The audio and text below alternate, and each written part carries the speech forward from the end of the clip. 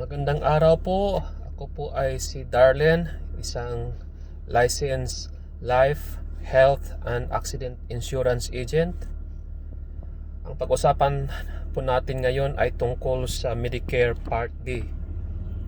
Alam ba ninyo na kahit 65 years old na kayo at mayroon pa ring full-time job at siyempre with health plan benefits na galing sa employer, or ang spouse ninyo ay meron pa ring full-time job and at the same time health plan benefits,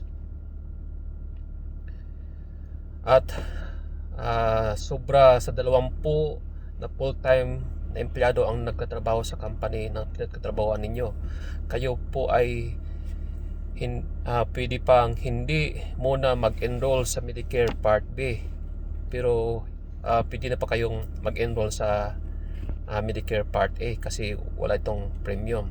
Kasi itong Part B may monthly premium siya, kaya pwede pa siyang i-delay kung mayroon pa kayong health plan na provided sa employer ninyo.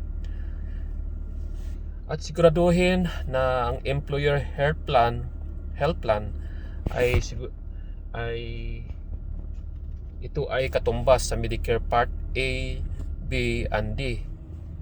Kaya or ito ay mayroong coverage na pang hospital, pang outpatients at medication. At siguraduhin din ninyo na mayroong 20 at mahigit na full-time na empleyado sa company na pinagtatrabahoan ninyo.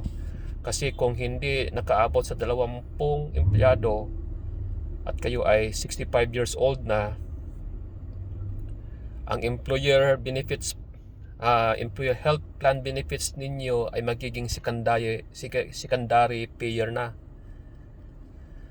So 80% ang charge sa primary payer, at ito ay manggaling sa packet po ninyo kapag hindi kayo nag-enroll sa Medicare Part B. At tungkol naman sa Covered California, at naka-enroll kayo sa Covered California, kayo po ay 65 years old na, kailangan ding mag-enroll sa Medicare Part A, B, and D.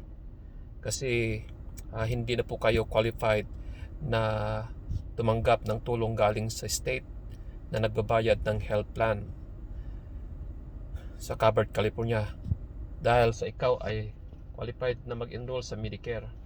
Dapat tawagan ninyo ang Covered California para ipa-stop ang coverage or ipa-discontinue ang coverage ninyo, kasi kapag hindi nahinto ang binabayad ng state sa health plan, ay ito po ay ipa-refund sa inyo sa panahon na mag-file kayo ng tax.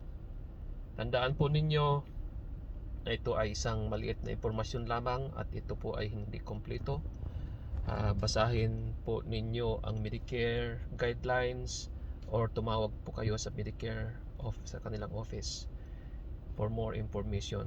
Salamat po sa panonood.